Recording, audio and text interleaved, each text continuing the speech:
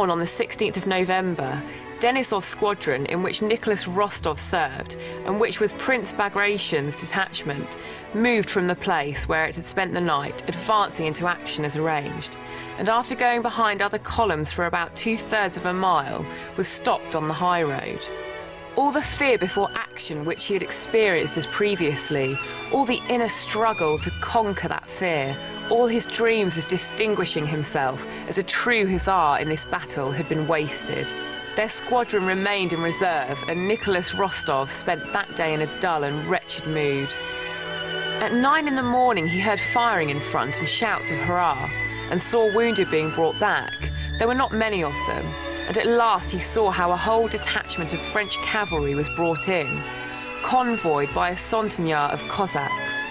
Evidently the affair was over, and though not big, had been a successful engagement. The men and officers returning spoke of a brilliant victory, of the occupation of the town of Wiskow, and the capture of a whole French squadron. The day was bright and sunny after a sharp night frost, and the cheerful glitter of that autumn day was in keeping with the news of victory which was conveyed, not only by the tales of those who had taken part in it, but also the joyful expression on the faces of soldiers, officers, generals and adjutants as they passed Rostov going or coming. And Nicholas, who had vainly suffered all the dread that precedes a battle, had spent that happy day in inactivity, was all the more depressed.